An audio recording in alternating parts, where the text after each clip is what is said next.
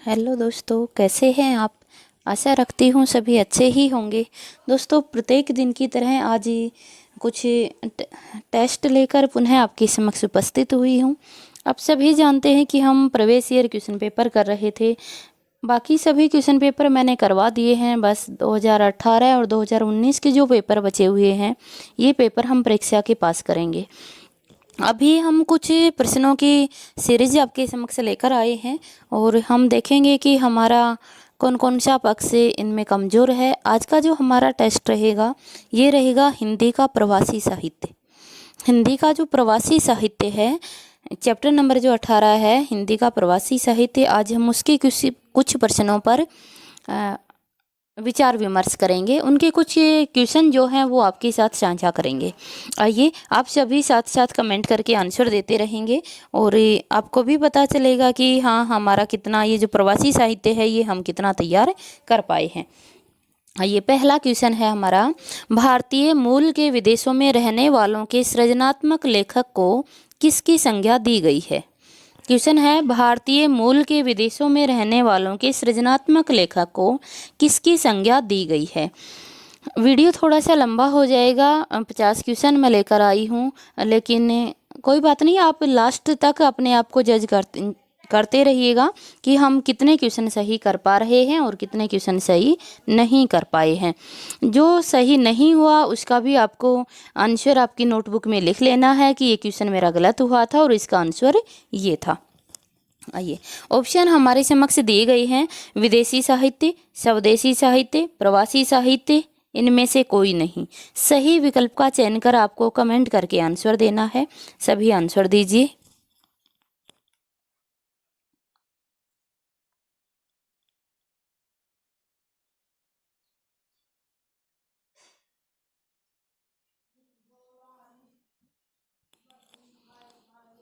हमारा आंसर हो जाएगा सी, प्रवासी साहित्य। आप सभी जानते हो कि भारतीय मूल के जो लेखक हैं जो विदेश में जाकर रहने लग गए हैं और वहाँ जाकर उन्होंने जो साहित्य की रचना की, उस रचना को क्या कहते हैं, प्रवासी साहित्य कहा जाता है। अगला क्वेश्चन है, प्रवासी हिंदी रचनाकारों ने हिंदी को किस स्तर तक पहुंचाया है। विकल्प है राष्ट्रीय स्तर तक, अंतर्राष्ट्रीय स्तर तक, पूर्वोत्तर स्तर तक या राजकीय स्तर तक। सही विकल्प का चयन कर आंसर दीजिए।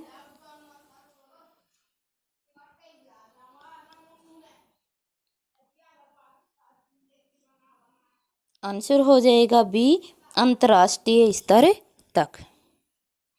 अगला क्वेश्चन है, निम्नलिखित में से प्रवासी साहित्यकार हैं। विकल्प है हरिशंकर आदेश, अचला शर्मा, सुधा ओम डिंगरा, ये सभी। सही विकल्प का चयन कर आंसर दीजिए।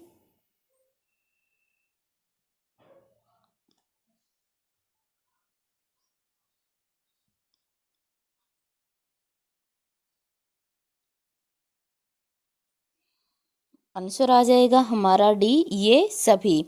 हरिशंकर आदेश जो हैं ये भी प्रवासी साहित्यकार है, अचला शर्मा भी हैं, सुधा डोम डिंगरा भी हैं, ये तीनों ही क्या हैं, आपके विदेशी साहित्यकार हैं। अगला क्वेश्चन है,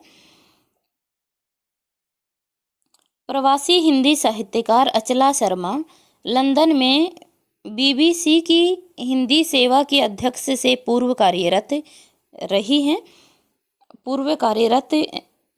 सही विकल्प का चयन कर आपको आंसर देना था कि कार्यरत नहीं, ये रही है, कार्यरत रही हैं। तो कहाँ से हैं, विकल्प है कहाँ कार्यरत रही हैं, तो विकल्प हमें दिया गया है लंदन, अमेरिका, इटली, रूस। सही विकल्प का चयन कर हमें आंसर देना है।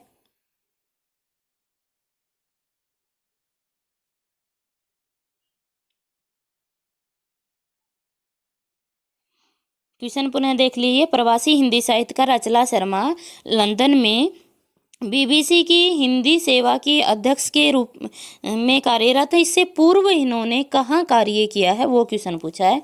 इससे पूर्व कार्यरत रही, इससे पूर्व कार्यरत, इस नहीं को काट दीजिएगा, इसको रही कर लीजिएगा। इससे पूर्व ये कार्यरत कहाँ रही है, वो आपको आंसर देना है। जल्दी से कमेंट करके आंसर दीजिए।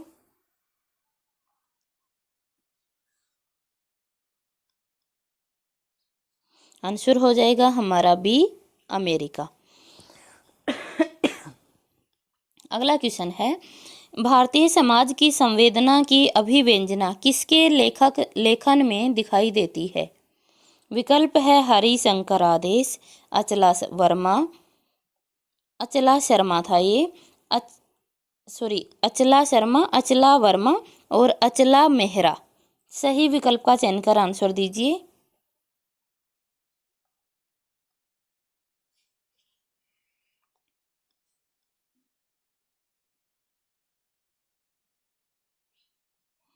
आंसर हो जाएगा सी, अचला शर्मा। भारतीय समाज की संवेदना की अभिव्यंजना किसके लेखन में दिखाई देती है? अचला शर्मा के। अगला क्वेश्चन है, कौन सी जमीन अपनी कहानी संग्रह की रचनाकार हैं? विकल्प है सुधा ओम डिंगरा, सुधा नहीवा, सुधा अरोड़ा, इनमें से कोई नहीं। सही विकल्प का चयन कर आंसर दीजिए।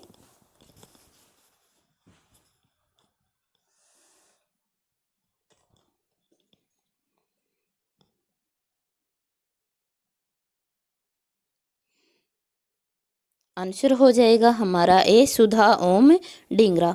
कौन सी जमीन अपनी, ये कहानी संग्रह किसका है? सुधा ओम डिंगरा का। अगला क्वेश्चन देखिए। अगला क्वेश्चन है, निम्नलिखित में से सुधा ओम डिंगरा की किस कहानी को पढ़कर प्रेमचंद के घीसू और माधव याद आने लगते हैं? विकल्प है कौन सी जमीन अपनी, टॉर्नेडो, क्षितिज से परे, सूरज क्यों निकलता है। सही विकल्प का चयन कर आंसर दीजिए।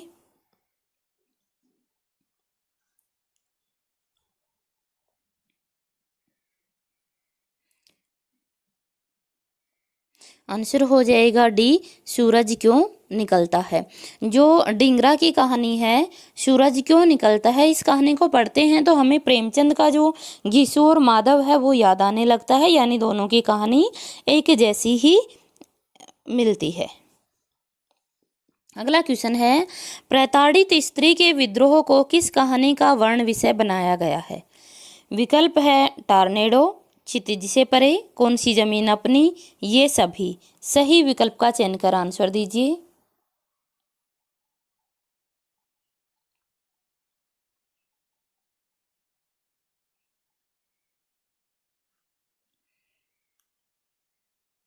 आंसर आ जाएगा बी, क्षितिज से परे। अगला क्वेश्चन है, निम्नलिखित में से किस कहानी के नारी पात्रों के माध्यम से रिश्तों के प्रति सोच और त्याग को एक जैसा दर्शाया है? विकल्प है कौन सी जमीन अपनी, पार्किंग, धूप का टुकड़ा, इनमें से कोई नहीं। सही विकल्प का चयन कर आंसर दीजिए।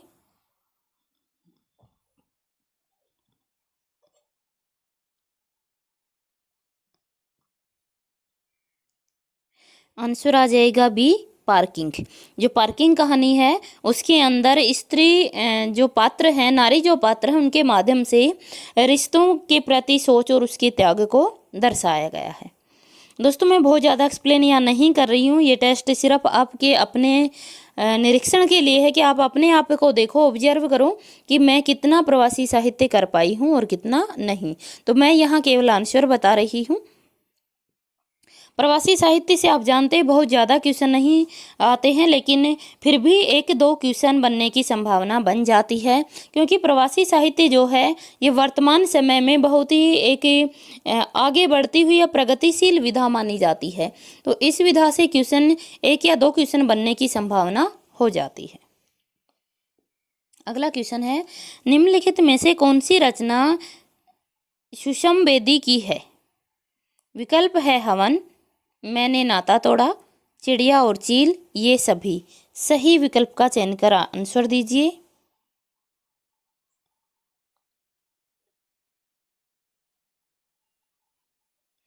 आंसर आ जाएगा ये सभी। ये सभी किसकी हैं? सुषम बेदी की हैं।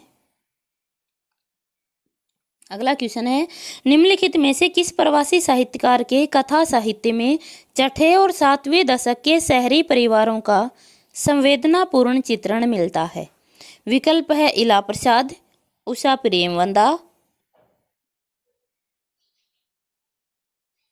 सुषम बेदी, ये सभी। पुनः देख लीजिएगा, क्वेश्चन था हमारा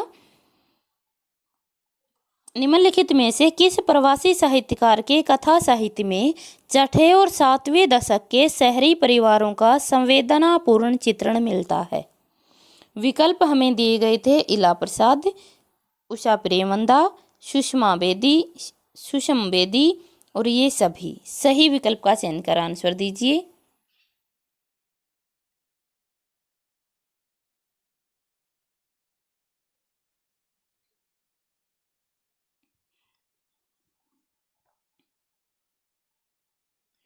हमारा आंसर हो जाएगा उषा प्रेमवदा। अगला क्वेश्चन देखिए। अगला क्वेश्चन है, निम्नलिखित में से किसने इंग्लैंड को अपनी कर्म भूमि बनाकर प्रवासी हिंदी साहित्यकारों में काफ़ी सक्रियता प्राप्त की? विकल्प है उषा प्रेमवंदा, उषा चौधरी, उषा राजे सक्सेना और सुषम वेदी। सही विकल्प का चयन कर आंसर दीजिए।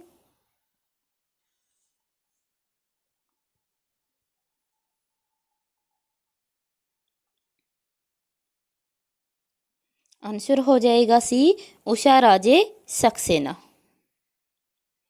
अगला क्वेश्चन है, उषा राजे सक्सेना के साहित्य में किस तरह के अनुभव तथा विचार प्रकट होते हैं? विकल्प है भारत के संबंध में, भारतीय संस्कृति के संबंध में, सभ्यता और भाषा के संबंध में, उपरोक्त सभी। सही विकल्प का चयन कर आंसर दीजिए।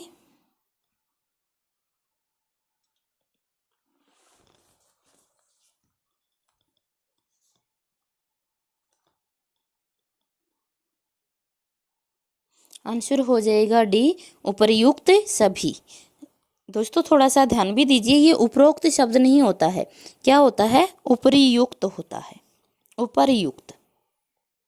आंसर हो जाएगा डी। अगला क्वेश्चन देखिए, शैल अग्रवाल की कहानी वापसी का वर्ण विषय है। विकल्प है सामाजिक सरोकारों का वर्णन, सभ्यता व संस्कृति के महत्व को दिखाना, परंपरा तथा आधुनिकता का अंतर्द्वंद, उपरोक्त सभी। सही विकल्प का चयन कर आंसर दीजिए।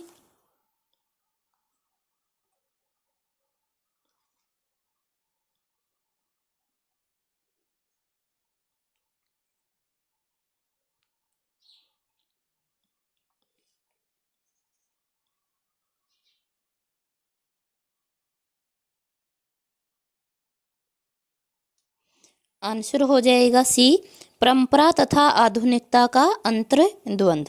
जो हमारी वापसी कहानी है शैल अग्रवाल की, उसके अंतर्गत परंपरा और आधुनिकता के अंतर्द्वंद को दर्शाया गया है। अगला क्वेश्चन है, निम्नलिखित में से किसमें स्त्री मन की कशमकश को चित्रित किया गया है? विकल्प है उस स्त्री का नाम, सांकल, कौन सी जमीन अपनी, इनमें से कोई नहीं। सही विकल्प का चयन कर आंसर दीजिए।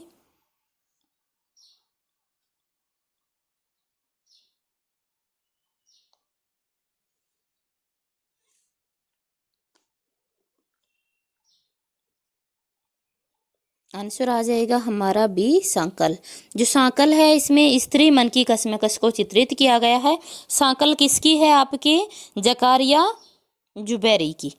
जो प्रवासी साहित्यकार हैं आपके जकिया जुबैरी, जुबैरी के नाम से जाने जाते हैं ये आपके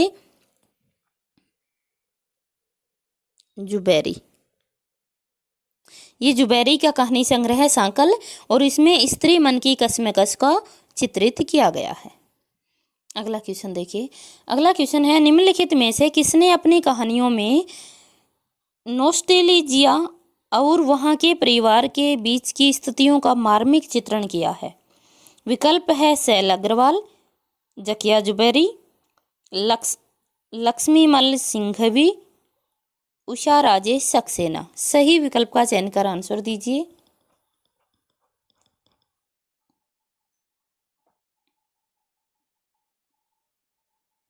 हमारा आंसर आ जाएगा बी, जकिया जुबैरी। अगला क्वेश्चन है, निम्नलिखित में से नीना पोल का उपन्यास है? विकल्प है तलाश, तमन्ना, पंगा, हवन। सही विकल्प का चयन कर आंसर दीजिए।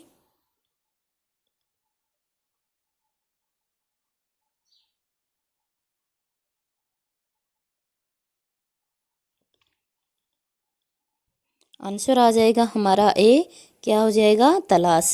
नीना पौल का उपन्यासी कौन सा है आपका, तलाश है। अगला क्वेश्चन देखिए। अगला क्वेश्चन है, दिव्या माथुर की शुरुआती कहानियों की विशेषता थी। विकल्प है कहानी का शिल्प कम और संवेदना अधिक थी, कहानी का शिल्प अधिक और संवेदना कम थी, कहानी का शिल्प व संवेदना दोनों ही अधिक थे, और उपर्युक्त सभी। सही विकल्प का चयन कर आंसर दीजिए।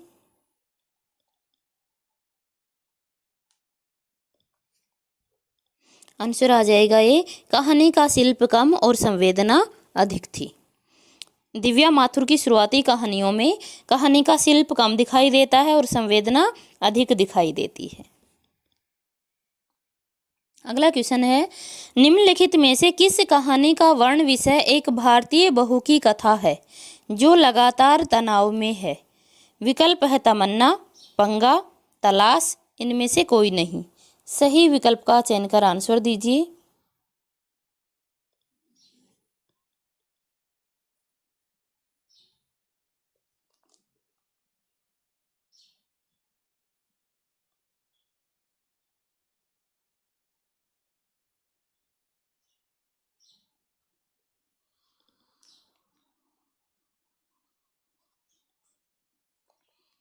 हमारा आंसर क्या हो जाएगा, तमन्ना। तमन्ना के अंदर भारतीय बहू की कथा है जो लगातार तनाव में है। ये तमन्ना किसकी है, आपकी दिव्या माथुर की। किसकी हो जाएगी तमन्ना, किसकी है आपकी, दिव्या माथुर।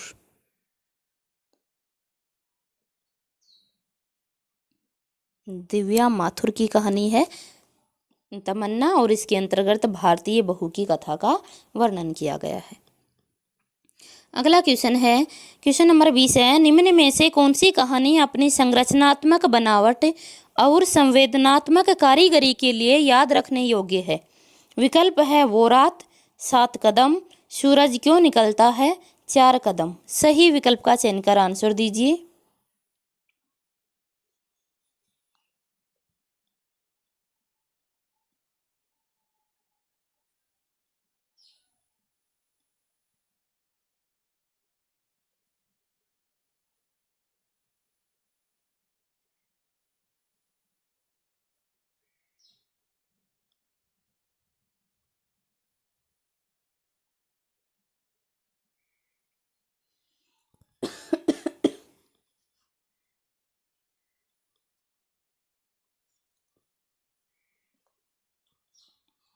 आंसर हो जाएगा 7 कदम।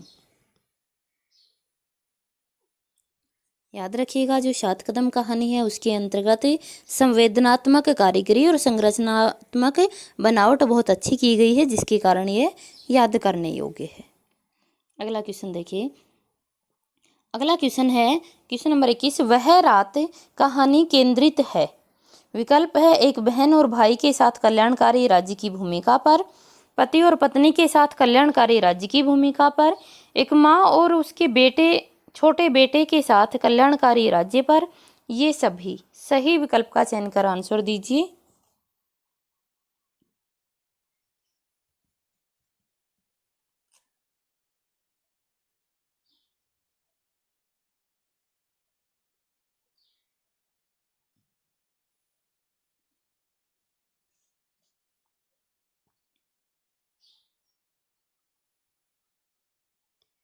हमारा आंसर हो जाएगा सी, एक माँ और उसके छोटे बेटे के साथ कल्याणकारी राज्य पर। ये जो वह रात कहानी है इसके अंतर्गत एक माँ और उसके छोटे बच्चे के साथ कल्याणकारी राज्य की को उभारा गया है। और ये जो कहानी है एक रात वह रात, यह किसकी है, आपकी उषा राजे सक्सेना की। किसकी हो जाएगी, उषा राजे सक्सेना। उषा राजे सक्सेना की है और इसके अंतर्गत एक माँ और बेटे की कहानी के माध्यम से कल्याणकारी राज्य को उभारा गया है। अगला क्वेश्चन है, निम्नलिखित में से किस देश में प्रवासी भारतीयों की संख्या सर्वाधिक है। विकल्प है मॉरिशस, अमेरिका, इंग्लैंड, ये सभी। सही विकल्प का चयन कर आंसर दीजिए।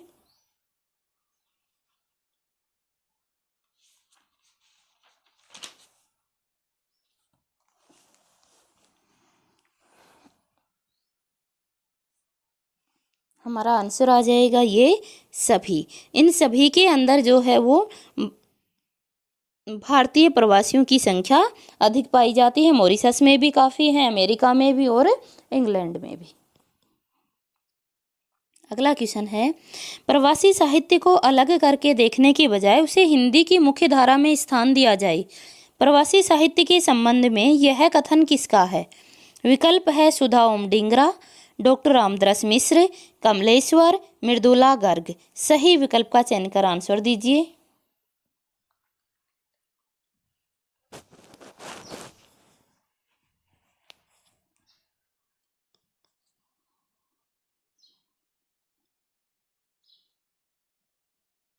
आंसर हो जाएगा मृदुला गर्ग। जो मृदुला गर्ग हैं, इन्होंने कहा कि जो प्रवासी साहित्य है उसे अलग नहीं किया जाए, उसे हिंदी साहित्य की एक मुख्य विधा मानकर स्वीकार किया जाए।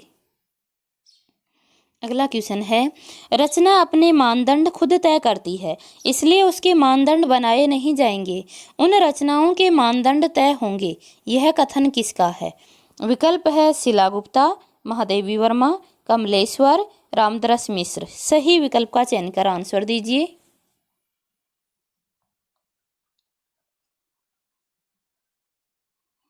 आंसर हो जाएगा सी कमलेश्वर। ये कमलेश्वर के कथन हैं। कमलेश्वर विदेशी जो प्रवासी साहित्य है उसके लिए कहना चाहते हैं कि रचना के मानदंड कभी निर्धारित नहीं किए जाते, रचना अपने मानदंड अपने आप बना लेती है और वह विकसित होते ही हैं। तो ये कथन किसका था? कमलेश्वर का। अगला क्वेश्चन है, प्रवासी साहित्य ने हिंदी को नई जमीन दी है और हमारे साहित्य का दायरा दलित विमर्श और स्त्री विमर्श की तरह विस्तृत किया है, यह विचार किसका है? विकल्प हैं नीना पोल, रचना श्रीवास्तव, उषा प्रेमवंदा, डॉक्टर रामदरस मिश्र। सही विकल्प का चयन कर आंसर दीजिए।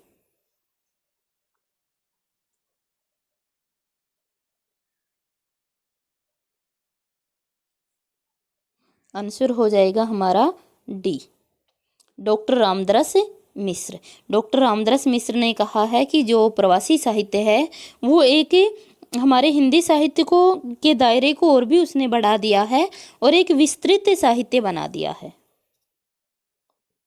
अगला क्वेश्चन है, हिंदी के प्रवासी साहित्य का रूप रंग, उसकी चेतना और संवेदना भारत के हिंदी पाठकों के लिए नई वस्तु है, एक नए भावबोध का साहित्य है, अपनी मौलिकता एवं नए साहित्य संसार में समृद्ध करता है। इस प्रवासी साहित्य की बुनियाद भारत प्रेम तथा स्वदेश परदेश के द्वंद्व पर टिकी है तथा बार बार हिंदू जीवन मूल्यों तथा संस्कृति उपलब्धियों तथा उनके प्रति श्रेष्ठता का भाव की अभिव्यक्ति होती है। यह कथन किसका है? विकल्प हमारे समक्ष दिए गए हैं, रामदरस मिश्र, सूरज मेहता, जयशंकर प्रसाद, डॉक्टर कमल किशोर गोयनका। सही विकल्प का चयन कर आंसर दीजिए।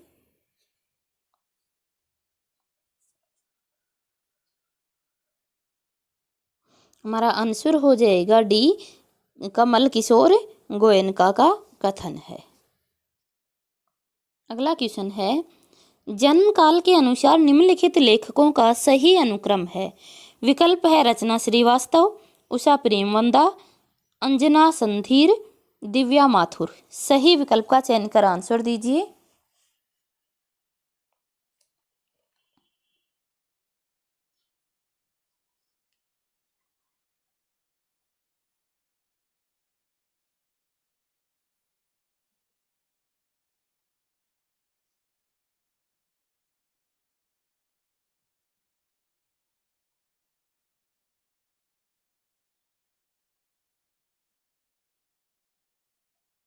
हमारा आंसर हो जाएगा सी, उषा प्रेमवंदा, दिव्या माथुर, अंजना संधीर और इसके बाद क्या आ जाएगा हमारा रचना श्रीवास्तव।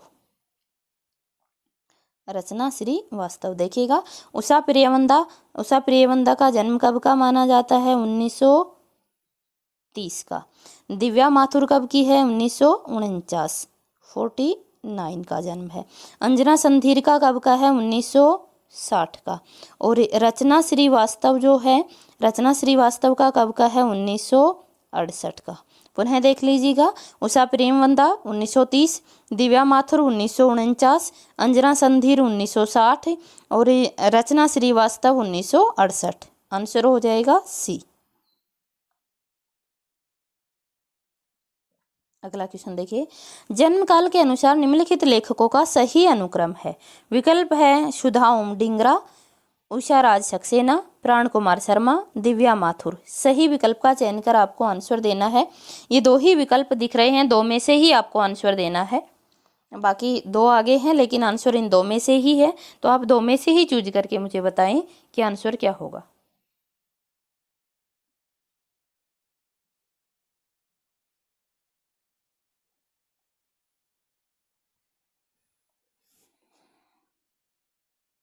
हमारा आंसर हो जाएगा बी, प्राण कुमार शर्मा। प्राण कुमार शर्मा कब के हैं? 1937। इनका जन्म कब का है? 1937 का। ये सभी ईस्वी में बता रही हूँ मैं, ऐसा नहीं कि संवत कर लें आप लोग। इनका सबका जन्म कब का है? ईस्वी का है, 1937 ईस्वी।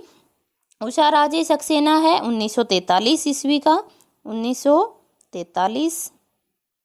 दिव्या माथुर, दिव्या माथुर का कब का है? 1949। अभी देख कर हम आए, 1949। और सुधा ओम डिंगरा, सुधा ओम डिंगरा का कब का है आपका? 1959। 59, 1959 का है। पुनः देख लीजिएगा, प्राण कुमार शर्मा 1937, उषा राज सक्सेना 1943, दिव्या माथुर 1949, सुधा ओम डिंगरा 1959। आंसर हो जाएगा बी। अगला क्वेश्चन देखिए, क्वेश्चन नंबर 29 है, जन्म काल के अनुसार निम्नलिखित लेखकों का सही अनुक्रम है। विकल्प है इला प्रसाद, धनंजय कुमार, लालजी वर्मा, हिम्मत मेहता। सही विकल्प का चयन कर आंसर दीजिए।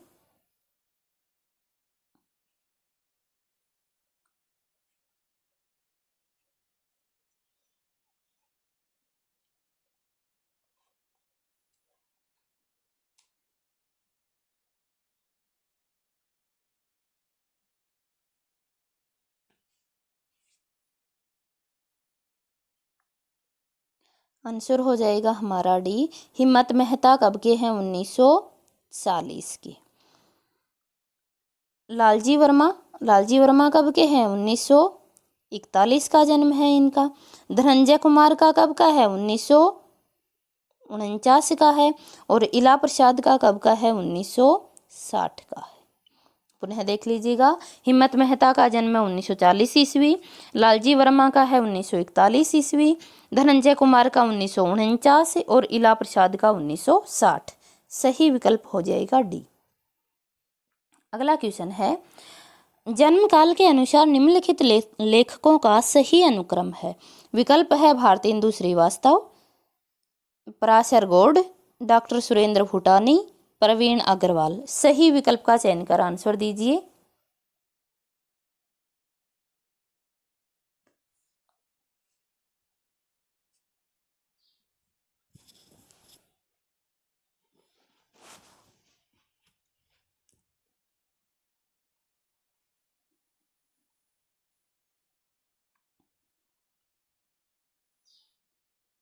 आंसर हो जाएगा सी, भारतेंदु श्रीवास्तव। श्रीवास्तव का जन्म कब का है? 1935 का, 1935। डॉक्टर सुरेंद्र भूटानी का कब का है? 1943। पराशर गौड़ का कब का है? 1947। प्रवीण अग्रवाल का कब का है? 1976, 1976। पुनः देख लीजिएगा, भारतेंदु श्रीवास्तव का 1935 का है, डॉक्टर सुरेंद्र भूटानी 1943, पराशर गौड़ 1947, प्रवीण अग्रवाल 1976। सही विकल्प हो जाएगा सी। अगला क्वेश्चन देखिए, प्रवासी हिंदी साहित्यकार कहा जाता है। एक पे दिया गया जिन्होंने हिंदी को केंद्र में रखकर हिंदी में लिखा, जिन्होंने दो में है जिन्होंने हिंदी को माध्यम बनाकर हिंदी में लिखा, तीन में है जिन्होंने विदेशों की भाषा को केंद्र में रखकर लिखा, और चार पर है जिन्होंने विदेशों की भाषा को केंद्र में हिंदी में लिखा, केंद्र में रखकर हिंदी में लिखा। सही विकल्प आपको देना है कि कौन कौन से 1, 2, 3, 4 में से कौन से सही हैं और कौन से नहीं। सही विकल्प का चयन कर आंसर दीजिए।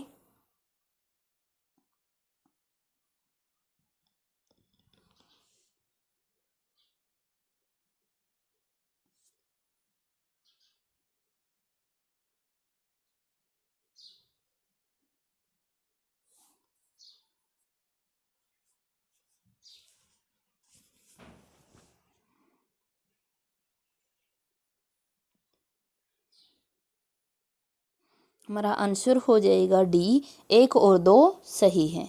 देखिए 1 और 2 क्या कहता है। एक कहता है जिन्होंने हिंदी को केंद्र में रखकर हिंदी में लिखा।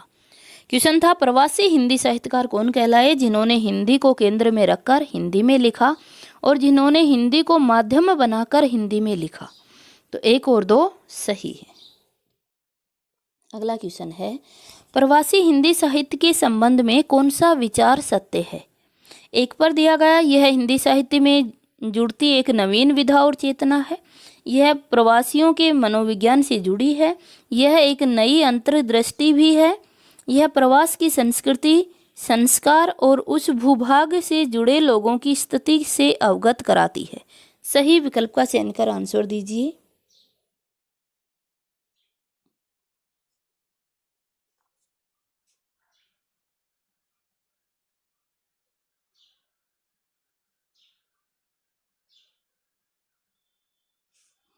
हमारा आंसर हो जाएगा ए, 1, 2, 3, 4 सही है। आप सभी जानते ही हैं कि जो प्रवासी हिंदी साहित्य के संबंध में ये चारों बातें सही हैं कि यह हिंदी साहित्य में जुड़ती एक नवीन विधा है। यह प्रवासियों के मनोविज्ञान से जुड़ी हुई है। यह एक नई अंतर्दृष्टि भी है और यह प्रवास की जो संस्कृति है उसे संस्कृति, वहाँ के संस्कार, वहाँ के बड़े भूभाग से जुड़े लोगों की स्थिति से अवगत भी कराती है। तो आंसर हो जाए 1, 2, 3, 4 सही, चारों ही सही। अगला क्वेश्चन है प्रवासी हिंदी लेखक निम्नलिखित में से कौन सा कार्य संपन्न कर रहे हैं। एक में दिया गया हिंदी का प्रचार प्रसार विदेशों में कर रहे हैं। भारतीय संस्कृति व सभ्यता से वहाँ के लोगों को परिचित करा रहे हैं। विदेशी संस्कृति को बढ़ावा दे रहे हैं। विदेशी भाषा का प्रचार प्रसार कर रहे हैं। सही कूट का चयन कर आपको आंसर देना है। पहले देख लीजिएगा, इधर आपके समक्ष कूट दिया गया है। इन सभी को पढ़िए और सही कूट का चयन कर आंसर दीजिए।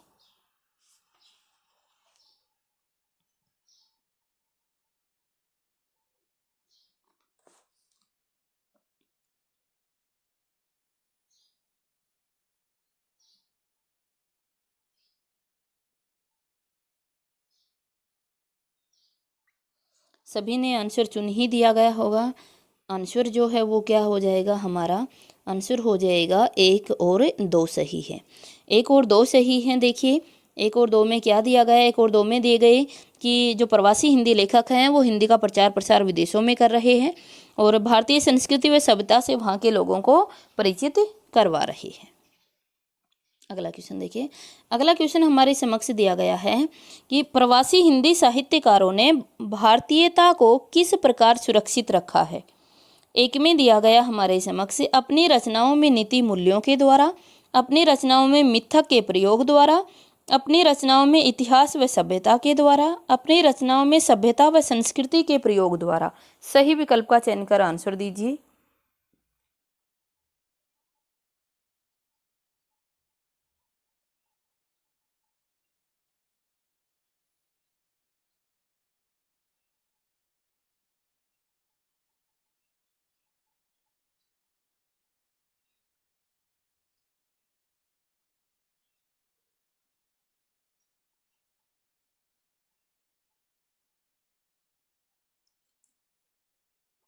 हमारा आंसर हो जाएगा ये सभी। इन सभी के द्वारा जो प्रवासी साहित्यकार हैं इन्होंने भारतीयता को जीवित रखा है। भारतीय संस्कृति और सभ्यता का प्रचार भी कर रहे हैं, नीति मूल्यों का भी कर रहे हैं, मिथकों का प्रयोग भी कर रहे हैं और भारतीय इतिहास और सभ्यता को भी प्रदर्शित कर रहे हैं। अगला क्वेश्चन है सुमेलित कीजिए। एक तरफ रचना दी गई है और एक तरफ रचनाकार। सूची 1 में है देवी नागरानी, उषा प्रियवंदा, उषा श्रीवास्तव, दिव्या माथुर ये रचनाकार हैं और इनकी रचनाएं दी गई हैं आधा शहर, मेड इन इंडिया, ऊर्जा पंछी, पार्किंग। सही विकल्प का चयन कर आपको आंसर देना है। आंसर दीजिए। इधर तो अपनी रचनाएं दी गई हैं, ये तो आपकी रचनाएं हैं और इधर दिया गया है रचना, ये तो जो है ये रचनाकार हैं और इधर दिया गया रचनाएं, यहाँ रचनाएं दी गई हैं। सही विकल्प का चयन कर आपको आंसर देना है कि सही आंसर क्या होगा।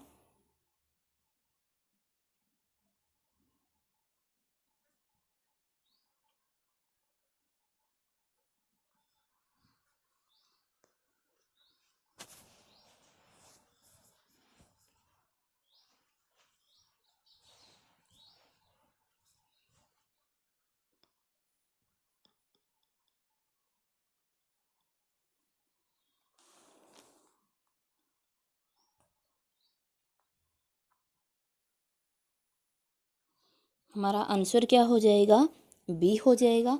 हम सभी जानते हैं देवी नागरानी की रचना कौन सी है, ऊर्जा पंछी। उषा प्रियवंदा की कौन सी है, आधा शहर। रचना श्रीवास्तव की कौन सी है, पार्किंग। दिव्या माथुर की कौन सी हो जाएगी, मेड इन इंडिया। आंसर हो जाएगा बी। पुनः देखिए अगला क्वेश्चन है, सुमेलित कीजिए। एक तरफ रचनाकार दिए गए हैं और दूसरी तरफ रचनाएं दी गई हैं। ये रचनाकार है, इधर इधर रचनाकार और इधर रचनाएं। सूची 1 में दिया गया उषा राजे सक्सेना, लालजी वर्मा, इला प्रसाद, हिम्मत मेहता। सूची 2 में दिए गए हैं मेरे हमसफर, तुमसे क्या मांगू भगवान, इंद्रधनुष की तलाश में, रिक्ति। सही विकल्प का चयन कर आंसर दीजिए।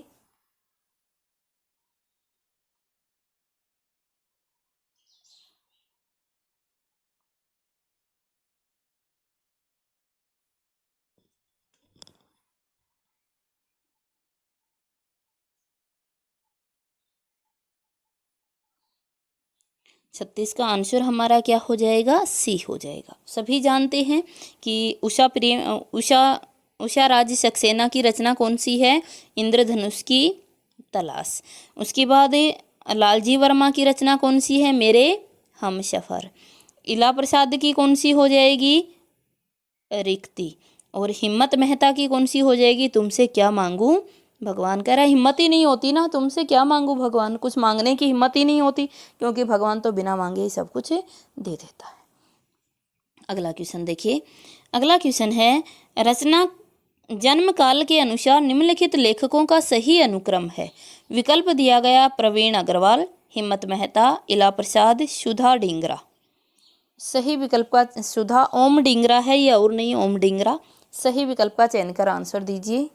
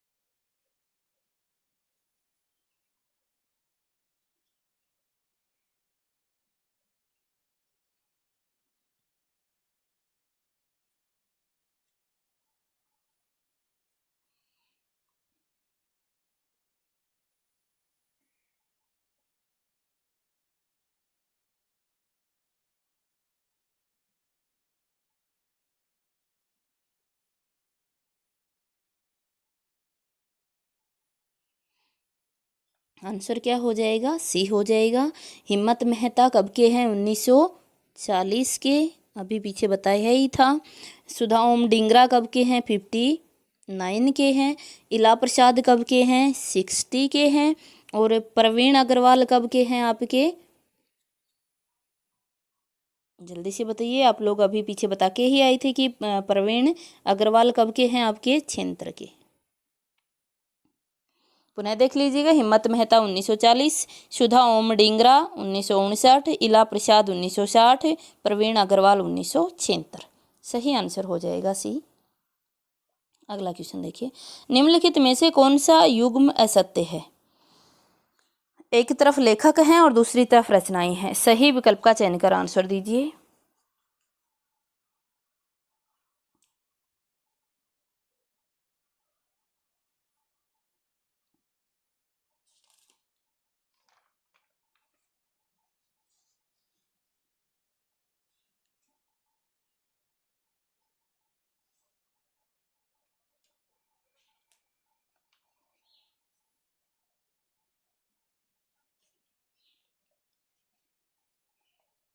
हमारा आंसर हो जाएगा डी।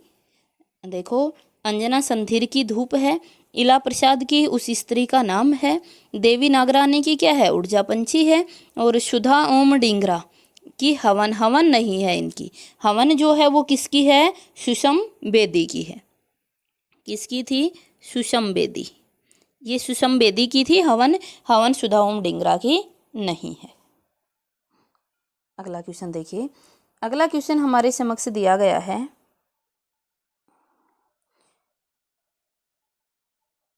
क्वेश्चन नंबर 49 हमें दिया गया है, और 49 में कहा गया है कि निम्नलिखित में से कौन सा युग्म असत्य है? जो असत्य है वो हमें चुनना है। असत्य कथन चुनना है 49 में हमें, 39 में। क्वेश्चन नंबर 39 है, और 39 में हमें कहा गया जो असत्य है वो 39 क्वेश्चन जो है उसमें हमें कहा गया है कि असत्य युग्म को चुनिएगा। सही विकल्प का चयन कर जल्दी से आंसर दे दीजिएगा।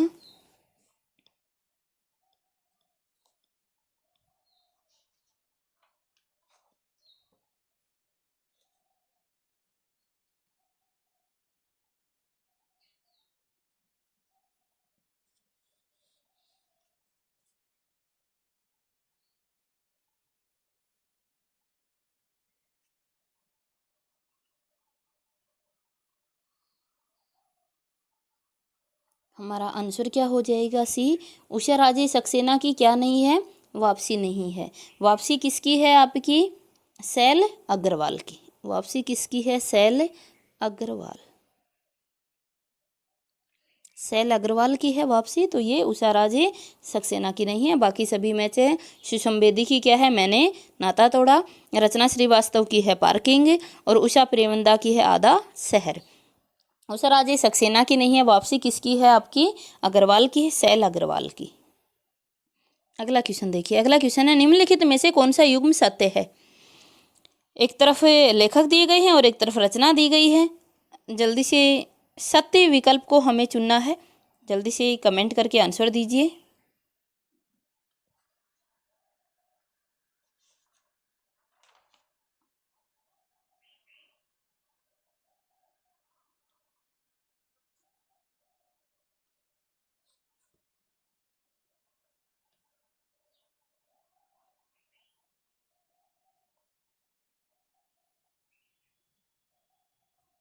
हमारा सत्य क्या हो जाएगा? सुधा ओम डिंगरा का क्या है? माँ ने कहा था। ये जो कहानी है किसकी है? सुधा ओम डिंगरा की है। बाकी सभी आपके असत्य हैं। दिव्या माथुर की मेरा दावा नहीं है, और ये सभी असत्य हैं। केवल बी हमारा सत्य है। अगला क्वेश्चन है, निम्नलिखित में से कौन सा युग्म असत्य है? एक तरफ लेखक दिए गए हैं, एक तरफ उनका जन्म काल दिया गया है। लेखक हैं रचना श्रीवास्तव, उषा प्रेमंदा, दिव्या माथुर, हिम्मत मेहता। रचना काल है 1968, 1930, 1949, 1941। सही विकल्प का चयन कर आंसर दीजिए।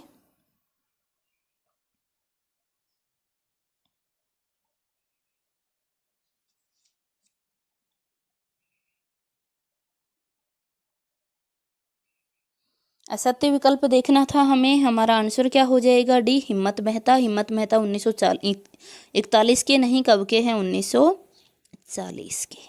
तो ये हमारा असत्य है। 1940 का जन्म है हिम्मत मेहता का। बाकी उषा रचना श्रीवास्तव का 1968 है, उषा प्रेमदा का 1930 है, दिव्या माथुर का 1949 है, हिम्मत मेहता का 1940 था, 41 नहीं। अगला क्वेश्चन है, निम्नलिखित में से कौन सा युग्म सत्य है? एक तरफ लेखक, एक तरफ उनका जन्म काल दिया गया है। जो सत्य है वो हमें चुनना है।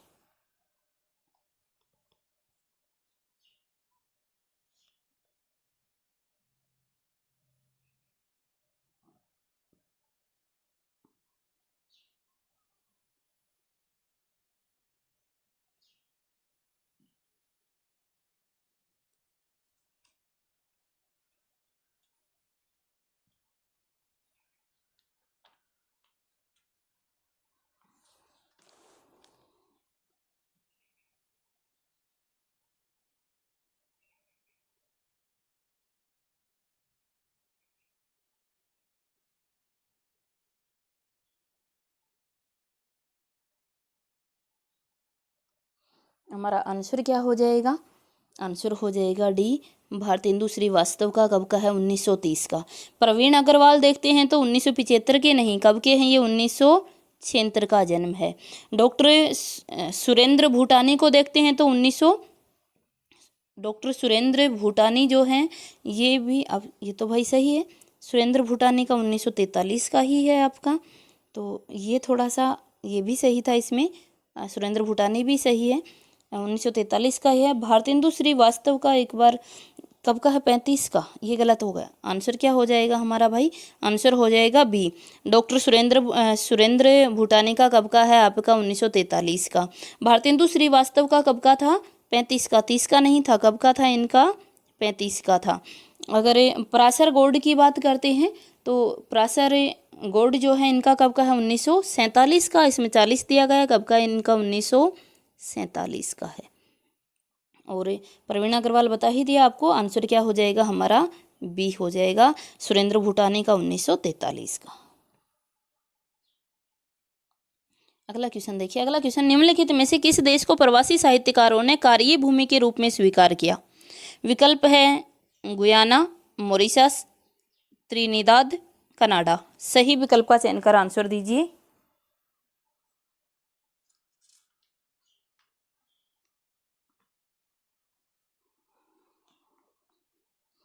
हमारा आंसर क्या हो जाएगा? सी, 1 2 3 4, चारों ही को ही विदेशी, चार ही विदेशों को क्या है? प्रवासी साहित्यकारों ने कार्यभूमि के रूप में स्वीकार किया है। अगला क्वेश्चन है, निम्नलिखित में से कौन सा कथन सत्य है? उषा प्रियवंदा की कथा साहित्य में छठे और 7वें दशक के शहरी परिवारों का संवेदनापूर्ण चित्रण मिलता है। सुषम बेदी ने कहानी संग्रह चिड़िया और चील से भी काफ़ी ख्याति पाई है। मैंने नाता तोड़ा तथा हवन उपन्यास के रचनाकार अंजना संधीर हैं। पार्किंग कहानी की लेखिका सुधा ओम डिंगरा है।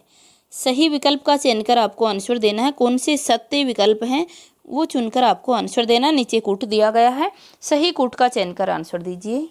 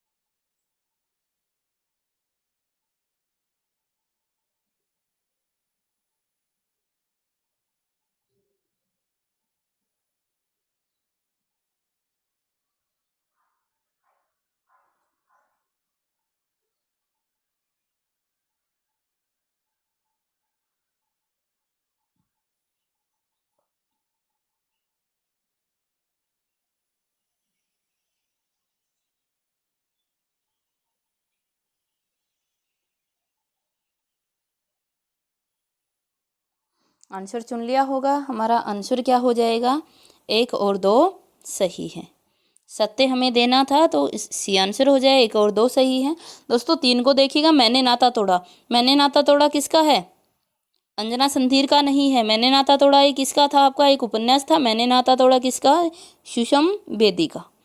किसका है? मैंने नाता तोड़ा सुषम बेदी का है आपका। तो और इसने क्या कहा, ये अंजना संधीर का है, तो ये भी गलत हो गया। पार्किंग कहानी की लेखिका सुधा ओम डिंगरा हैं, तो ये आपको कमेंट करके बताना है पार्किंग किसकी है। अभी पीछे बता के ही आई हूँ आपसे कि पार्किंग किसकी है। आप सभी जानते हैं कि डिंगरा की नहीं है, जो पार्किंग है वो डिंगरा की नहीं है, लेकिन आपको ये बताना है कि पार्किंग है किसकी। कमेंट करके बताएंगे आप कि पार्किंग किसकी है। अभी पीछे बता के ही आए थे, पार्किंग किसकी है ये आप कमेंट करके बताएंगे, लेकिन इतना ज़रूर है कि सुधा ओम डिंगरा की नहीं है। इसलिए 3 और 4 दोनों ही असत्य हो गए, केवल 1 और 2 सत्य हैं। कमेंट करके बताइए जल्दी से, तभी मैं आगे क्वेश्चन करती हूँ।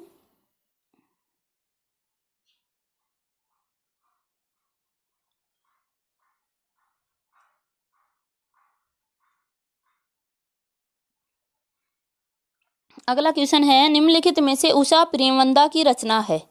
विकल्प है कितना बड़ा झूठ, शून्य, वनवास, जिंदगी और गुलाब के फूल। कौन कौन सी उषा प्रेमवंदा की रचना है ये आपको बताना है। आगे आपको कोड दिखा देते हैं, ये कोड दिए गए हैं, सही विकल्प का चयन कर आपको आंसर देना है।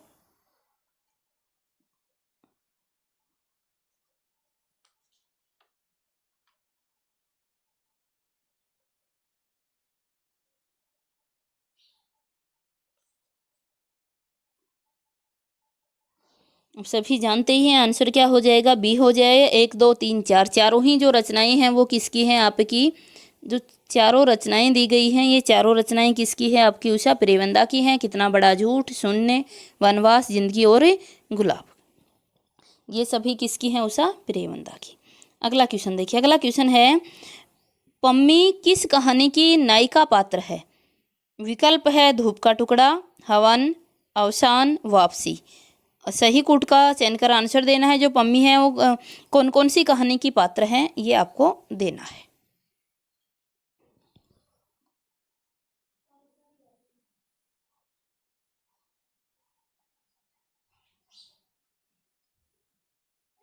आंसर हो जाएगा क्या, 4 वापसी। जो पम्मी है ये किसकी पात्र हैं, वापसी की पात्र हैं।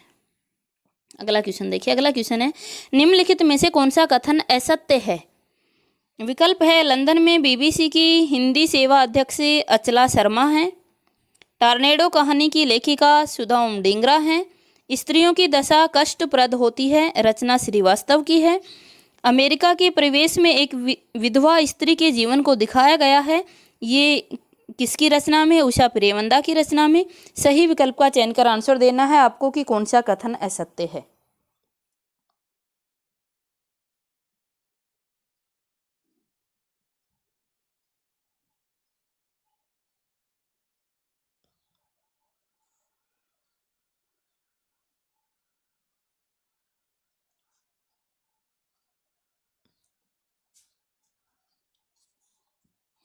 हमारा आंसर हो जाएगा डी, अमेरिका के परिवेश में एक विधवा स्त्री के जीवन को दिखाया गया है। ये अभी पीछे हम करके ही आए थे, ये उषा प्रेमवंदा की कहानी में नहीं है किसकी में, ये आपको कमेंट करके आंसर देना है। अभी अभी क्वेश्चन करके आए हैं।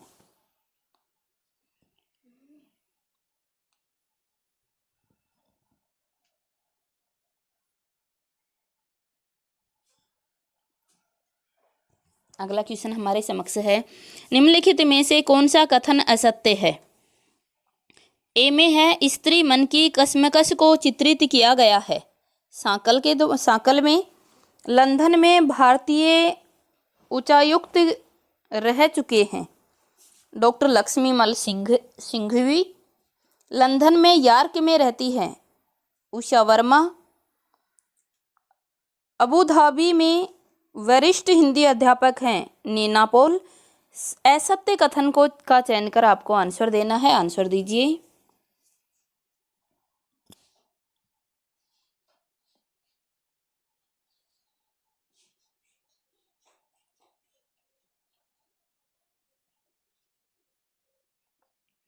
आंसर हो जाएगा हमारा डी, अबू धाबी में वरिष्ठ हिंदी अध्यापक कौन नहीं है, नीना पाल नहीं है। नीना पाल अभी हम क्वेश्चन करके आए थे, कहाँ से हैं ये आप कमेंट करके बताएंगे।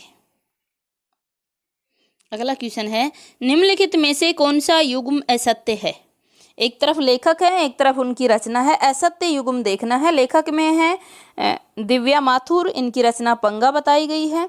जयवर्मा, सात कदम, उषाराजे सक्सेना, वह रात, देवी नागरानी, उस स्त्री का नाम। तो असत्य कथन कौन सा है, ये चयन कर आपको कमेंट कर आंसर देना है। जल्दी आंसर दीजिए।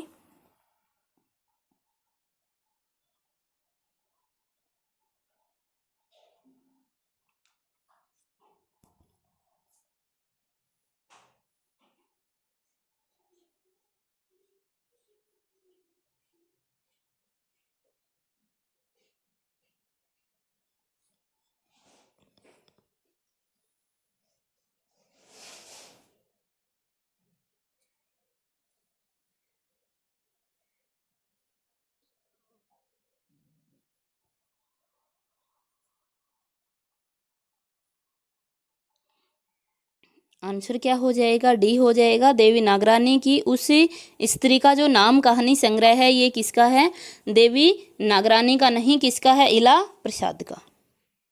इला प्रसाद, ये कहानी संग्रह किसका है, इला प्रसाद का। उस स्त्री का नाम कहानी संग्रह इला प्रसाद का है, देवी नागरानी का नहीं है। हमें असत्य को चयन करना था। आंसर क्या हो गया, डी।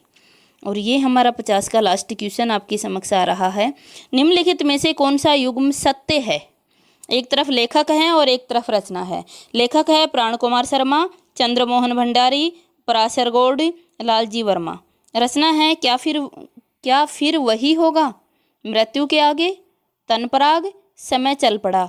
सत्य कथन को चुनकर आंसर देना है कि सही कौन सी है।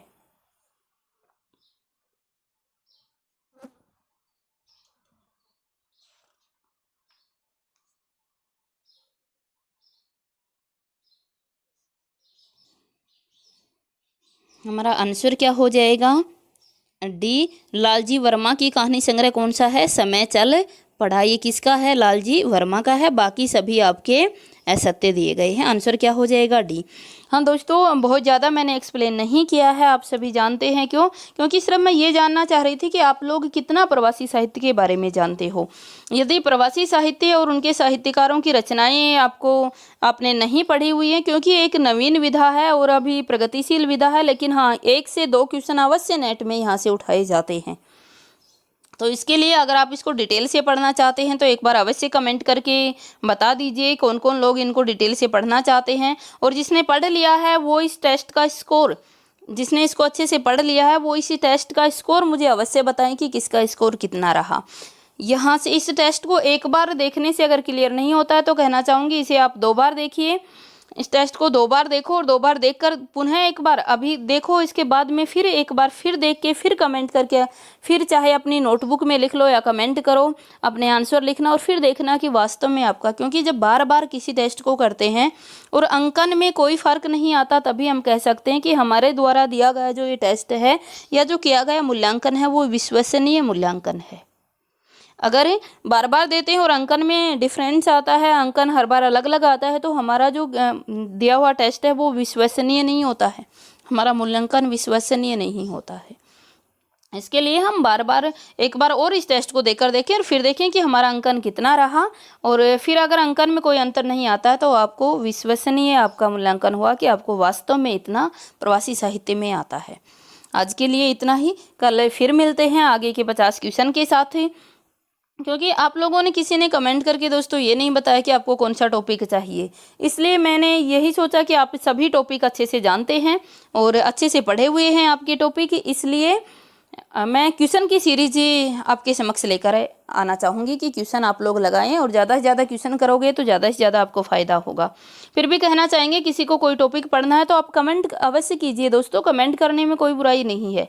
आप कमेंट करोगे, अब मैं आपसे बाई फेस तो मिल नहीं सकती हूँ, आप कमेंट करोगे तभी तो मुझे पता चलता है कि किसकी प्रॉब्लम क्या है, किसका कौन सा पक्ष वीक है, किसको क्या नहीं समझ आ रहा है। फिर ज़्यादा कमेंट होते हैं उस आधार पे उस टॉपिक को आपके समक्ष लाया जाएगा।